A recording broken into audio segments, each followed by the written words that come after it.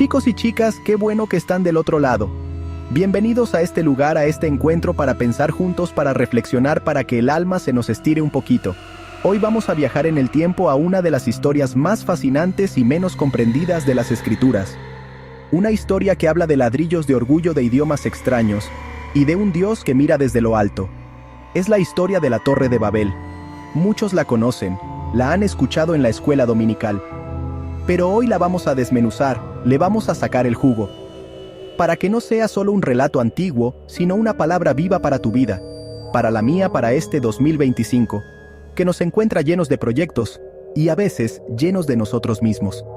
Acomódate donde estés, en tu casa quizás mientras preparas el mate o el café. Abre tu corazón. La historia comienza en un lugar llamado Sinar. Imagina la escena por un momento.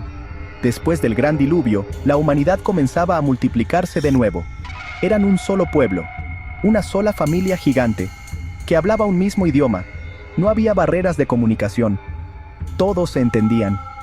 Compartían las mismas palabras y, por lo tanto, los mismos pensamientos y sueños. La Biblia nos dice que, al migrar desde el oriente, encontraron una llanura inmensa. Decidieron establecerse allí. Era una tierra fértil, un lienzo en blanco para construir una nueva civilización. Y en ese contexto de unidad y de nuevos comienzos, nació una idea grandiosa, colosal. Vamos, se dijeron unos a otros. Fabriquemos ladrillos, cosámoslos con fuego. Fíjate en el detalle, no iban a usar piedra, no, ellos iban a crear su propio material. El ladrillo cocido al fuego era una innovación tecnológica de la época. Era el hombre demostrando su ingenio, su capacidad de transformar la tierra en algo nuevo. Ya no dependían de lo que la naturaleza les daba, y con ese espíritu de autosuficiencia, decidieron usar asfalto en lugar de mezcla. Querían construir algo que perdurara, algo que gritara al mundo: miren lo que podemos hacer. El plan no era simplemente construir una ciudad. Eso hubiera sido normal, lógico. El proyecto tenía un componente extra. Dijeron: edifiquemos una ciudad y una torre cuya cúspide llegue al cielo. ¡Wow! ¡Qué declaración!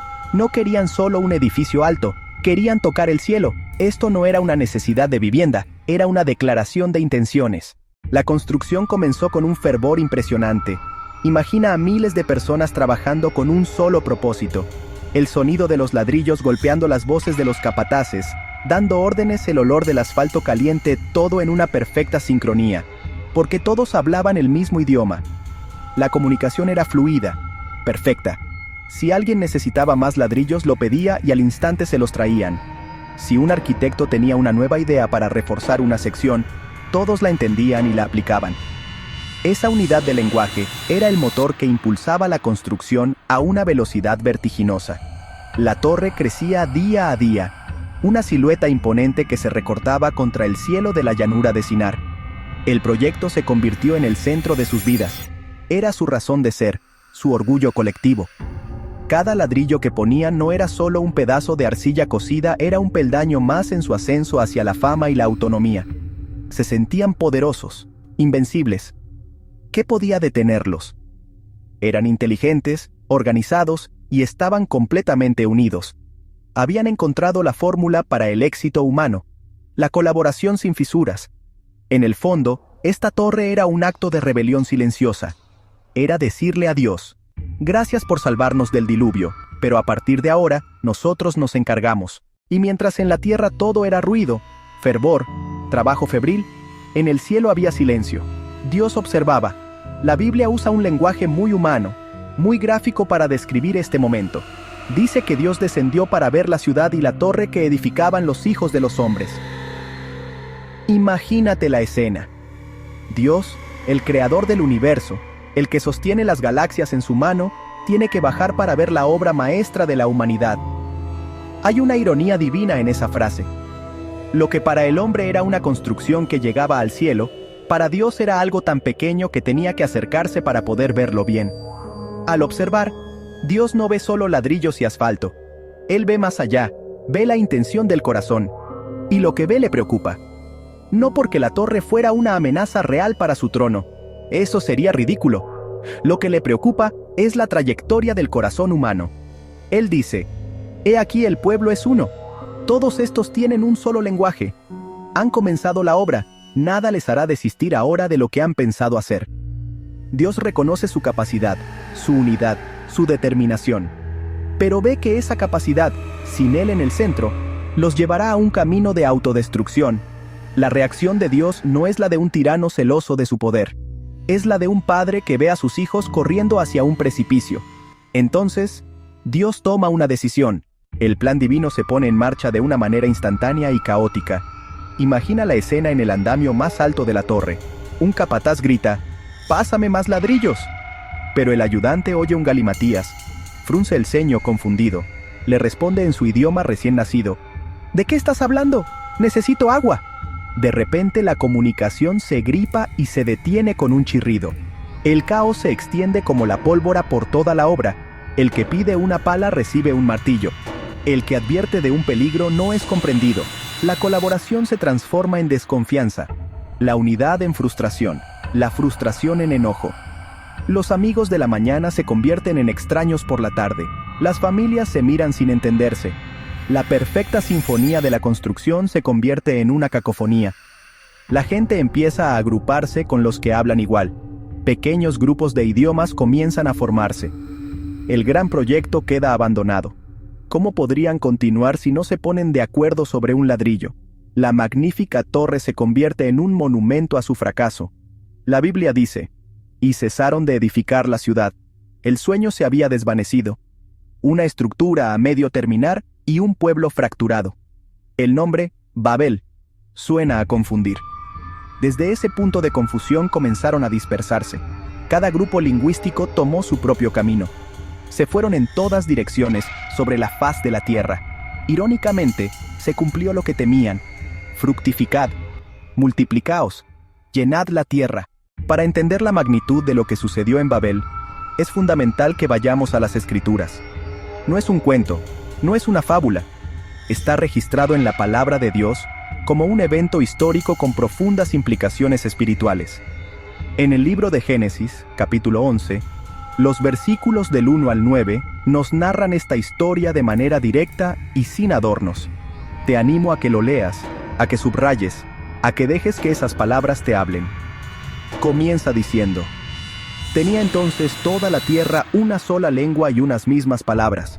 Ahí está la premisa, el estado inicial de unidad. Luego el versículo 4 es el corazón de la motivación humana. Y dijeron: «Vamos, edifiquémonos una ciudad y una torre, cuya cúspide llegue al cielo, y hagámonos un nombre, por si fuéremos esparcidos sobre la faz de toda la tierra». Lee esa frase de nuevo: «Hagámonos un nombre». No dice: «Hagámosle un nombre a Dios», o «construyamos un monumento para su gloria». Dice: «un nombre para nosotros». Es la esencia del humanismo secular, la idea de que el hombre es la medida de todas las cosas. Es el mismo espíritu que tentó a Adán y Eva en el Edén. «Seréis como Dios». La respuesta de Dios la encontramos en los versículos 6 y 7. Es una deliberación divina. «Y dijo Jehová: He aquí el pueblo es uno, y todos estos tienen un solo lenguaje, y han comenzado la obra, y nada les hará desistir ahora de lo que han pensado hacer». Dios no subestima su capacidad, al contrario, la reconoce. Por eso en el versículo 7 dice: «Ahora pues, descendamos, y confundamos allí su lengua, para que ninguno entienda el habla de su compañero». Quizás estás pensando: «Ok, Dante, muy interesante la historia, pero eso pasó hace miles de años. Yo no estoy construyendo ninguna torre de ladrillos. ¿Qué tiene que ver esto conmigo, aquí y ahora, en pleno 2025? Y te digo, mi amigo, mi amiga, que tiene todo que ver. Porque aunque ya no construimos torres de barro y asfalto, seguimos construyendo nuestras propias torres de Babel todos los días. Son torres más sutiles, a veces invisibles, pero están hechas del mismo material: el orgullo, la autosuficiencia. Tu torre de Babel puede ser tu carrera profesional. Trabajas día y noche, te esfuerzas, te capacitas, haces todo lo posible para llegar a la cima, para hacerte un nombre. Y no hay nada de malo en el esfuerzo y la excelencia. El problema es cuando esa carrera se convierte en tu Dios. Tu torre de Babel puede ser tu intelecto, tus conocimientos. Has estudiado, has leído. Te sientes seguro en tus propias opiniones y razonamientos. Crees que puedes entender el mundo y a Dios a través de tu propia lógica. Y cuando la fe te pide dar un paso en lo que no entiendes, tu orgullo intelectual te frena. O quizás tu torre es tu propia fuerza, tu independencia. Eres de los que dicen, yo no le pido ayuda a nadie. Construyes un muro de autosuficiencia a tu alrededor para que nadie te lastime. Pero esa misma torre que te protege, también te aísla. Te aísla de la comunidad, de la ayuda de tus hermanos, y lo más importante, te aísla de la gracia de Dios. Entonces, ¿qué hacemos? ¿Nos quedamos de brazos cruzados? ¡Jamás! Esta historia no es para deprimirnos, es para despertarnos. 3 moralejas claras, sencillas. Primera, construye con Dios, no para ti mismo. Hazlo para la gloria de Dios. Tu trabajo, tu familia, tus talentos, tus sueños. Arrodíllate antes del primer ladrillo. Pregunta al arquitecto del universo. Señor, ¿es este tu plan? Segunda, la verdadera unidad no viene de un mismo idioma, sino de un mismo espíritu. Babel. Hablaban igual, corazones divididos. Pentecostés revierte la maldición. Hechos 2. El espíritu desciende y hablan en otras lenguas. Personas de todas las naciones los escuchaban en su idioma. Dios permitió entendimiento por su espíritu. Unidad cristiana usa armonía en la diversidad. Tercera, la humildad es el cimiento de toda gran obra. El orgullo detuvo Babel. Soberbia. Creer que llegaban al cielo por sus medios. La Biblia, Dios resiste a los soberbios y da gracia a los humildes. Si quieres bendición, baja de tu torre personal, tu vida, tus proyectos, tu familia. Reconoce, sin Él no puedes. La humildad no es pensar menos de ti mismo, es pensar más en Dios. Vaciarte del yo puedo para llenarte del Él puede. No es renunciar a ambición, ni dejar de soñar en grande. Dios nos llama a soñar. Importa la motivación del corazón. ¿Sueñas para tu propia gloria o para la suya? ¿Hacerte un nombre o hacer famoso el nombre de Jesús? ¡Wow! ¡Qué viaje!, ¿verdad? Desde las llanuras de Sinar hasta nuestro propio corazón. La Torre de Babel es mucho más que una simple historia. Es un diagnóstico del alma humana y una invitación a construir de otra manera. Nos enseña que nuestros más grandes proyectos, si nacen del orgullo, están destinados a convertirse en monumentos de confusión y fracaso. Pero también nos muestra que Dios, en su misericordia, puede usar incluso nuestra rebelión para cumplir sus propósitos soberanos. Él es un Dios que redime, que restaura, y que nos invita a dejar de construir nuestras propias torres y entrar en su reposo. La respuesta a la división de Babel es la unidad de Pentecostés.